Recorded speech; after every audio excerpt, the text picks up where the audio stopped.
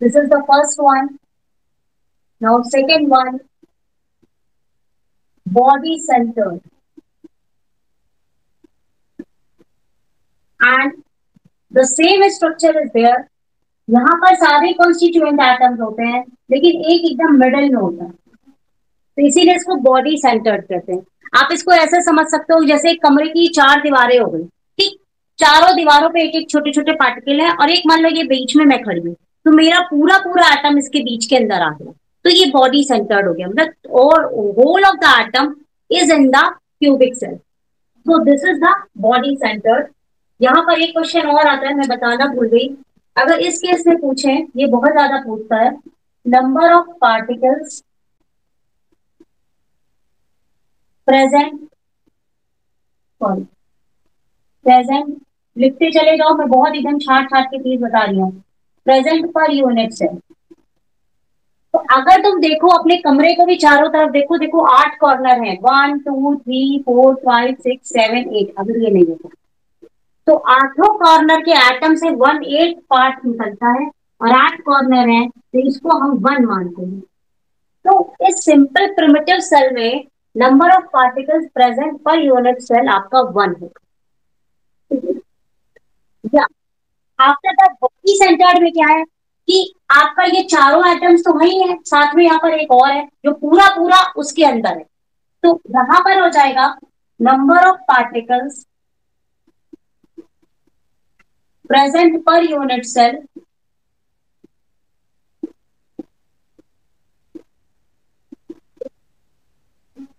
1/8 into 8 plus 1. So this whole becomes 1 plus 1, which is equal to 2. So in case of body centered cubic unit cell, we have number of particles present unit cell is equal to 2. Clear? Now third one, we have face centered cubic cell. I am going to rub this.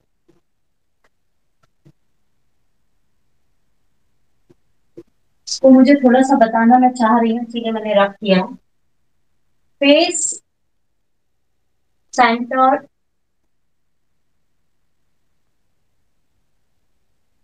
Cubic unit cell. इसको मैंने क्यों रख किया, मैं आपको थोड़ा figure से दिखाने की कोशिश कर रही हूँ, इस वजह से मैंने किया। मान लीजिए आपका फिगर हो गया,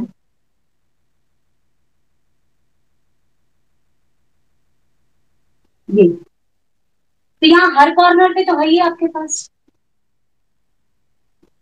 ये सारे कॉर्नर हो गए।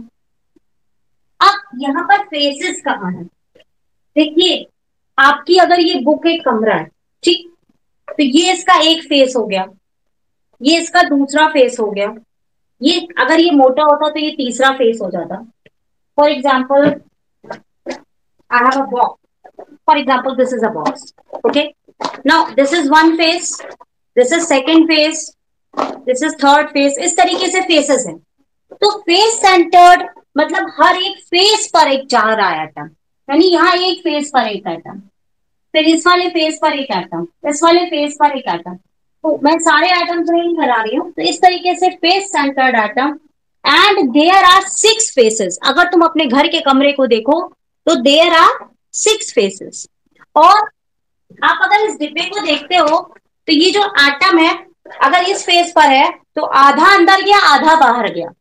तो जब हम फेसेस पर उसका कंट्रीब्यूशन लेते हैं एटम का तो 1/2 लेते हैं, कॉर्नर पर जब फ्रैक्शन लेते हैं तो 1/8 लेते हैं। तो फेस सेंटर्ड में उसका जो फ्रैक्शन आएगा वो 1/2 का होगा। और फेसेस कितने हैं 6, और सारे कोनों पर भी है मेरे पास, तो कोनों का क्या हो गया 1/8 इंटू 8, और 6 फेसेस है, ऑल्सो कॉन्ट्रीब्यूशन मतलब कॉन्ट्रीब्यूशन 1/2 और फेसेस कितने हैं 6। और यहाँ पे बॉडी सेंटर्ड वाला 1 नहीं लिखेंगे क्योंकि बीच में कहीं पर कुछ भी नहीं है, because it is face centred. ये मेरा कटा, ये आ गया 1, ये हो जाएगा 3, and ultimately this answer becomes 4. So what is force? Number of particles present in case of face centered cubic unit cell. So in this way the number of constituent particles you have to learn I'm just giving you a table by which you can easily learn all of them.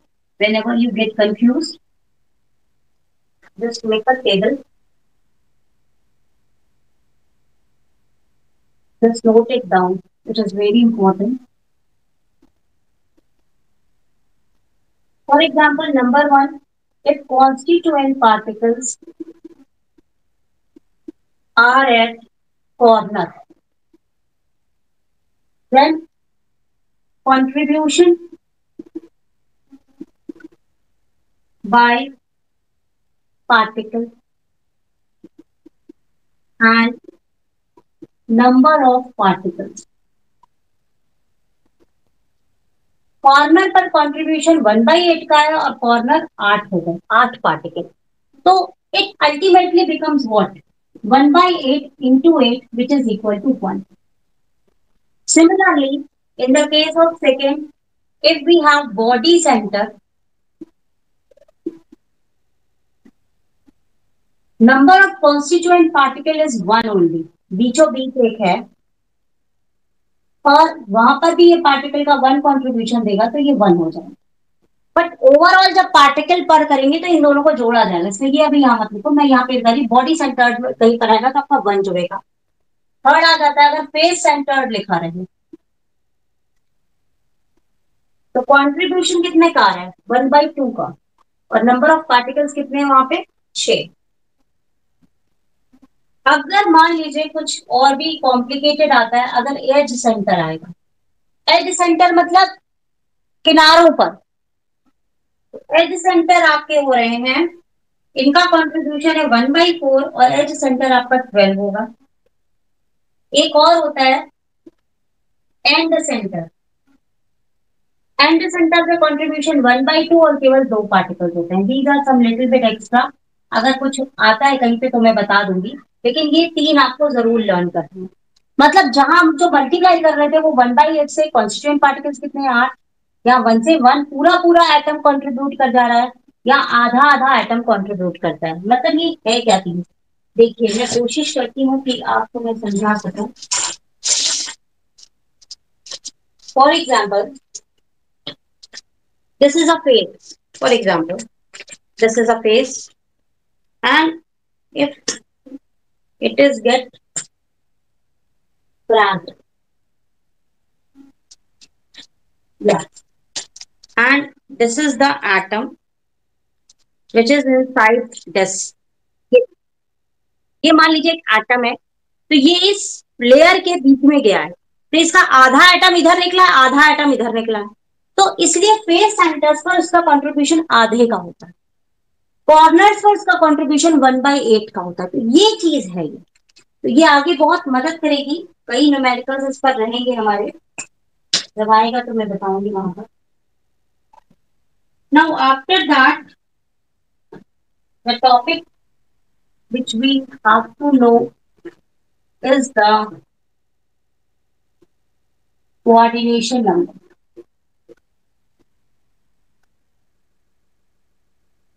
Before that, there are packings which are found in case of solids. Atoms solids में packed होते हैं tightly, बहुत ज्यादा close होते हैं, but ये packing इनमें कई तरह से पाई जाती है. मान लीजिए जैसे ये एटम है, इसके ऊपर ये एटम है, फिर ये एटम है, फिर ये एटम है, इसके ठीक नीचे यहाँ पर एटम है, ये ठीक नीचे एटम है, ये ठीक नीचे एटम है, ये ठीक नीचे एटम है. फिर मान लीजिए ये एटम है, ये एटम है, ये एटम है, ये एटम है.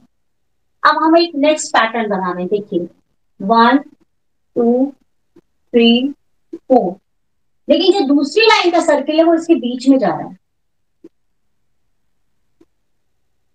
अब तीसरी लाइन का सर्किल ऐसे जा रहा है, फिर इसके बीच में जा रहा है. तो देखो ये पैकिंग अलग अलग है ना. अगर आप ध्यान दो, there is difference in the packing. Okay, now if we observe this cell, how many cells are touching this? 1 2 3 and 4. और यहां पर अगर ये सेल है तो इसको कितने टच कर रहे हैं? 1 2, 3, 4, 5, 6. 1, 2, 3, 4, 5, 6. 6 atoms are touching to one atom. And here 4 atoms are touching to one atom. So थोड़ा सा डिफरेंस है पैकिंग का, तो देखिए कितना बड़ा डिफरेंस आ जाता है। तो इसको कहते हैं पैकिंग्स। तो यहाँ पर इसमें लेयर्स बनती हैं, इनके नाम दिए जाते हैं। तो ये एक तरह की पैकिंग हो गई ए, ये दूसरी तरह की पैकिंग हो गई बी, फिर यही पैकिंग रिपीट हो गई ए। तो इस पैकिंग को कहते हैं ए बी पैकिंग। ये पैकिंग कहलाती है ए पैकिंग। तो इस तरीके से ये पैकिंग्स कहलाती हैं। उसके अलावा एक तीसरा अरेंजमेंट भी होता है, वो एबीसी पैकिंग का होता है। उसमें थर्ड लेयर थोड़ी और डिफरेंट तरीके से लगाई जाती है। तो this packing is known as three layers are there. So this is a type of what three layers अगर हम इसको कंसीडर करें A B A packing, this is known as hexagonal floor packing. And figure figure नहीं है मेरे पास, लेकिन मैं उसको बनाती है आपको। ये जो अरेंजमेंट होता है, ये वाला अरेंजमेंट, ये अगर ऐसा देखा जाए तो ऐसे बन जाता है। ये आपका टू डायमेंशनल अरेंजमेंट होता है, सिर्फ आपका ए पैटर्न आता है। ये आपका थ्री डायमेंशनल अरेंजमेंट होता है। तो यहाँ पर हेक्सागोनल पैकिंग में आपका कोऑर्डिनेशन नंबर, जितने एटम्स उसको टच कर रहे हैं, वो कोऑर्डिनेशन नंबर 6 है। यहाँ पर कोऑर्डिनेशन नंबर 4 है। इसी तरीके से एक थ्री डायमेंशनल पैकिंग का फिगर आता है, वो इसमें मेरे पास नहीं है, वो थ्री डायमेंशनल फिगर है, I am not able to make that. वहां पर आपका आ जाता है कोऑर्डिनेशन नंबर 12। वहां पे 12 एटम एक एटम के चारों तरफ होते हैं। Now the definition for the coordination number बहुत ज्यादा आता है। कोऑर्डिनेशन नंबर मैंने जो समझाने की कोशिश की है, सराउंडिंग मतलब उसकी जो नियरेस्ट नेबर्स के जो जितने भी एटम्स होते हैं उसे कोऑर्डिनेशन नंबर कहते हैं। Just write down its definition, short में आप लिख लो।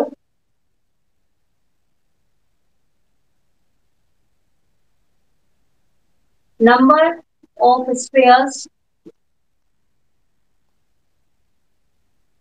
which with which one sphere is in contact is called coordination number. Now, after that, numericals होते हैं, इसमें वॉइड्स पाए जाते हैं।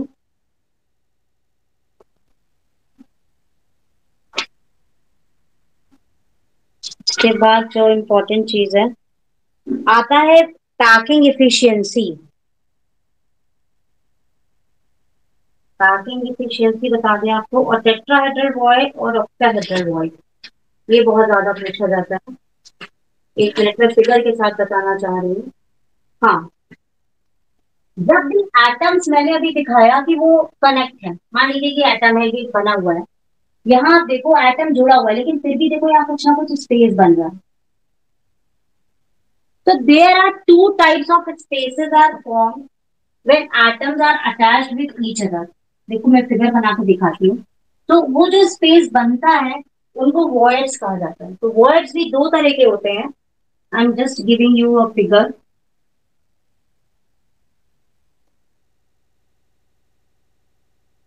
मान लीजिए कि ऐसे बना है, ये ऐसे सेल बना हुआ है आपका, और एक ये ऐसा सेल बना हुआ है। ठीक, दूसरा सेल आपका बना हुआ है, ये थ्री डायमेंशनल फिगर है, ये थोड़ा मुश्किल हो रहा है मेरे को, के ऊपर डॉट डॉट फिगर आएगा।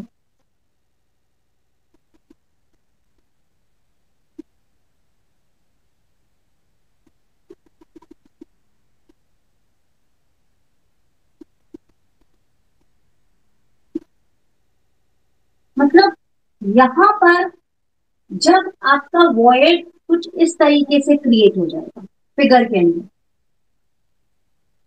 दो एटम्स के बीच में, तो उसे हम ऑक्टाहेड्रल वॉइड कहते हैं। जहां पर आपका वॉइड देखिए ऐसे ट्रायंगल बन रहा है, ये थ्री डायमेंशनल फिगर है, सो आई एम नॉट। अगर यहाँ पर देखो ये जो ट्रायंगल जा रहा है, देखो एक ये ऊपर वाले ट्रायंगल से जा रहा है ऐसे करके, और एक ही नीचे वाले ट्रायंगल से जा रहा है ऐसे करके, तो ये इन टर्न इस तरह से बन जाता है, मतलब ऐसे भी जाता है और ये ऐसे भी जाता है। तो जहां पे इस तरह का वॉइड बन के आता है मेरे लिए, थ्री डायमेंशनल फिगर है क्योंकि ये सॉलिड के केस में, तो वहां पर उसे ऑक्टाहेड्रल वॉइड कहते हैं। लेकिन यहाँ आप सिंपल देखिए केवल ऐसा करके वॉइड आता है, तो इस तरह के वॉइड को टेट्राहेड्रल वॉइड कहते हैं। तो there are two types of voids found in case of passing of solids. तो ये बहुत ज्यादा आता है और उसके ऊपर न्यूमेरिकल्स आते हैं। तो I want to give you a little bit definitions of both of voids, उसको लिख लो, बहुत ज्यादा इंपॉर्टेंट है।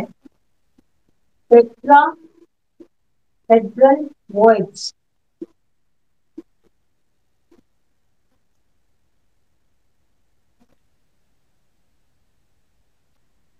It is surrounded by four spheres. Definitions कहीं मिलेंगे नहीं आपको, बहुत शॉर्ट में है। whose center lies at corner of tetrahedron,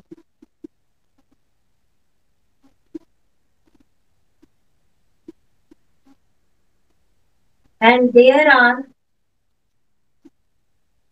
two tetrahedral points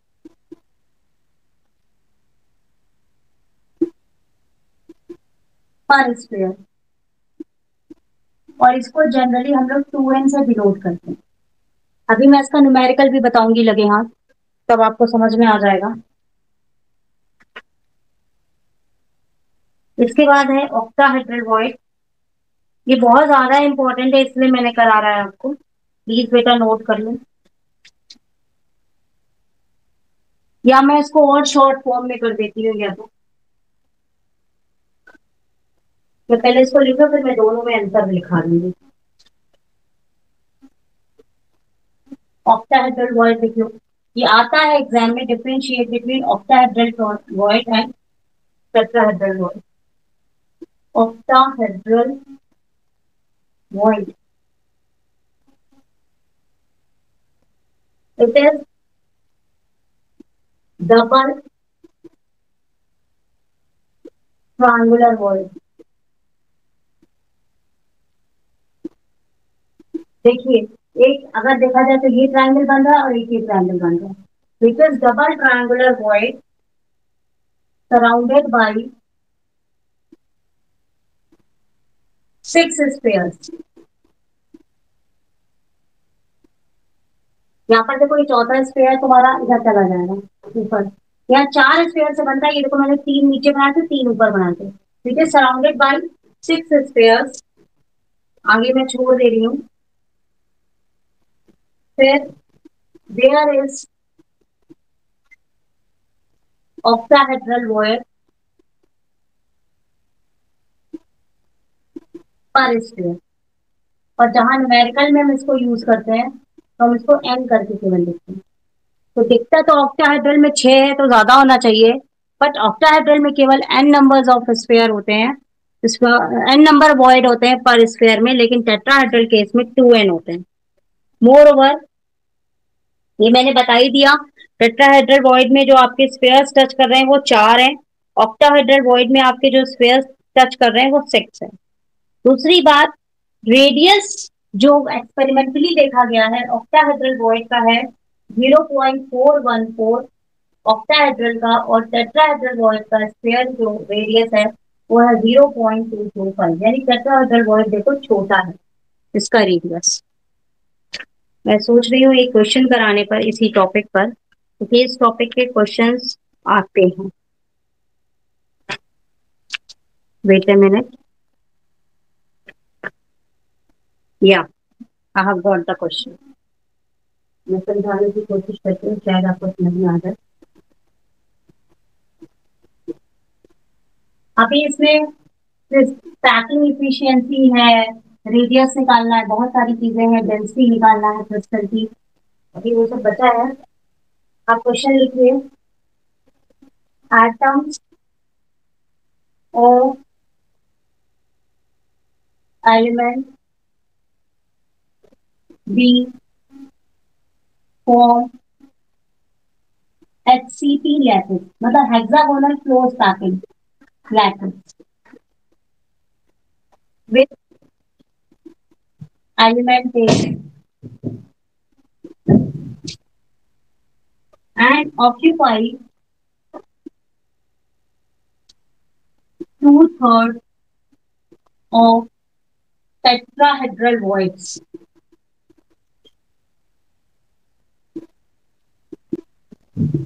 What is the formula of compound? इस तरह के न्यूमेरिकल्स होते हैं।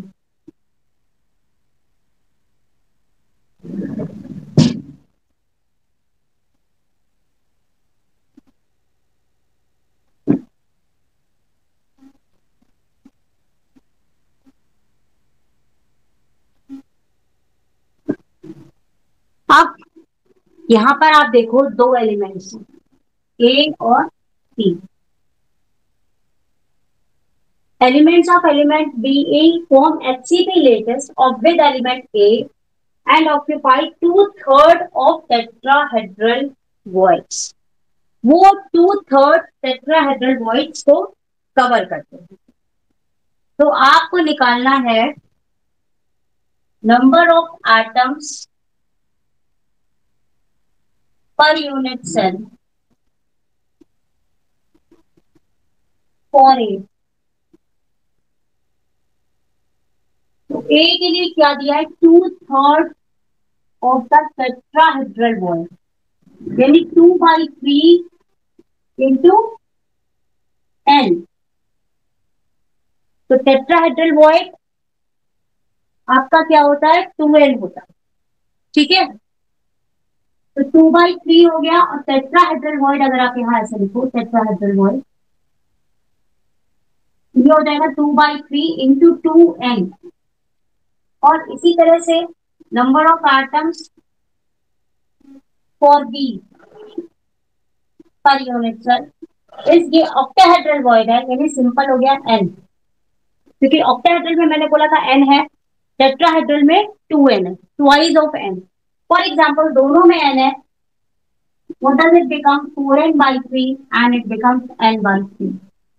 Now formula for the compound, how will we write? A लिखो, A के नीचे 4n/3, B लिखो, B के नीचे n, दोनों n कट गए। अब ये 3 है तो 3 इधर मल्टीप्लाई हो जाएगा और formula becomes A4B3। In this way, the octahedral void and tetrahedral voids are useful in finding out the formula. Okay. Now some little bit more questions अगर मुझे मिलते हैं तो फिर मैं आपको और कराऊंगी। और पवित्र में भी और बहुत सारी चीजें हैं, पैकिंग एफिशिएंसी है और भी चीजें हैं।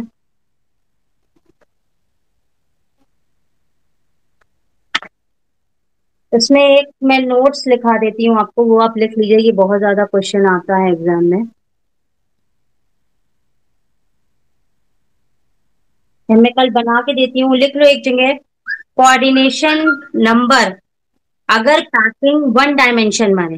देखिए कोऑर्डिनेशन नंबर का काफी आता है, मैं कोशिश करती हूँ कुछ टॉपिक्स उसके लेने की।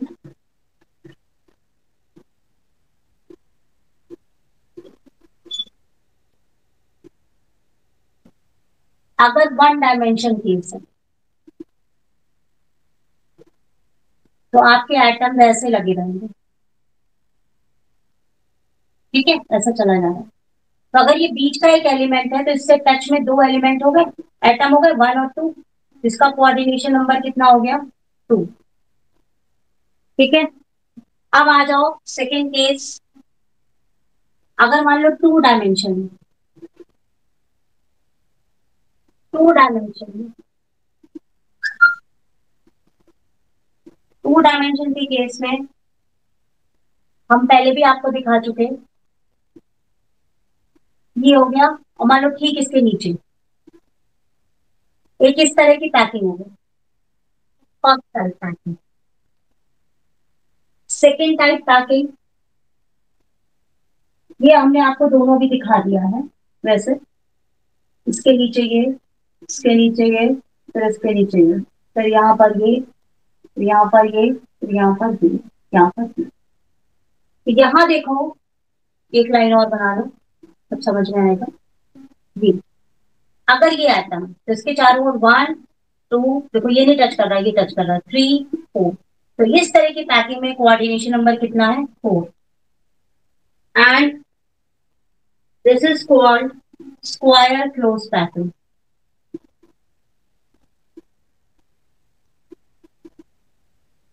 अगर ये केस देखो और हम ये आइटम लेते हैं, तो 1 2 3 4 5 6, तो कोऑर्डिनेशन नंबर है 6। इसको कहा जाता है HCP, यानी हेक्सागोनल क्लोज पैकिंग। अब आ रहा है केस पैकिंग इन 3 डायमेंशन। हो सकता है मैं फिगर उतना अच्छे से ना बना पाऊं, ना समझ में आए, बट उसके कोऑर्डिनेशन नंबर्स आप नोट कर लेना।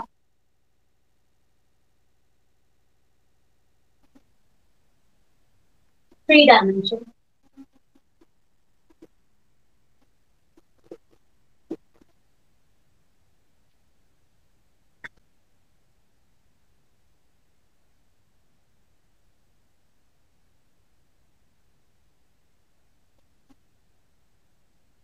मैं फिगर नहीं बनाऊंगी, बहुत ज्यादा टफ है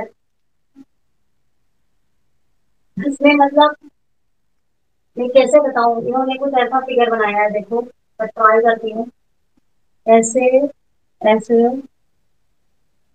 फिर ऐसे, इसके अंदर से आधा गोला दिख रहा है,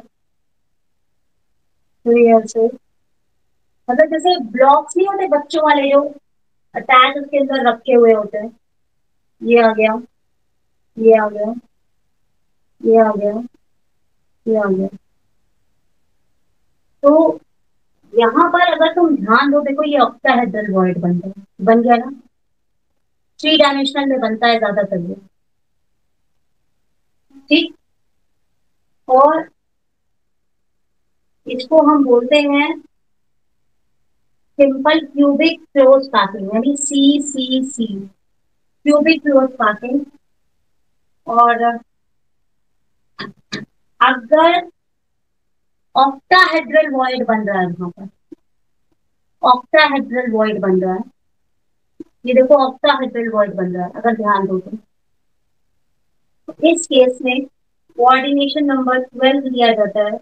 और इसके अरेंजमेंट को कहलाते हैं ABC arrangement, and this is known as cubic close packing, cubic close packing, which is known as CCP।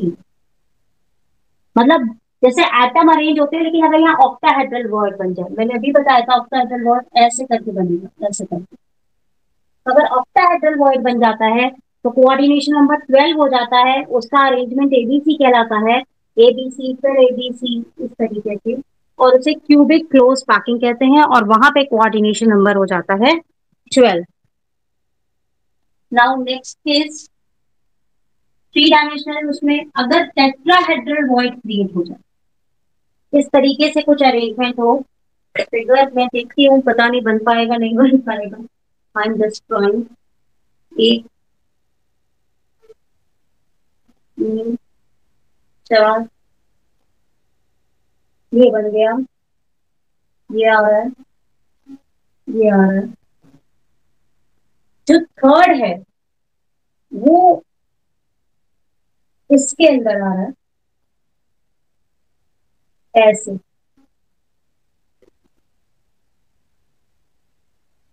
और फिर ऐसे। तो यहाँ पर अगर देखो, तो यहाँ पर ये तुम्हारा सिर्फ ट्रायंगल बन गया। यहाँ पर भी देखो तो सिर्फ ऊपर का ट्रायंगल बन रहा है, नीचे का ट्रायंगल यहाँ से कट रहा है। तो अगर किसी भी पैकिंग में टेट्राहेड्रल वॉइड्स बनते हैं, मतलब ऐसे करके या सिर्फ ऐसे करके टेट्राहेड्रल वॉइड, तो उसको हम एबी पैकिंग कहते हैं, एबी लेयर्स कहते हैं, और उसका नाम है हेक्सागोनल क्लोज पैकिंग, यानी HCP। और यहाँ पर भी कोऑर्डिनेशन नंबर 12 है।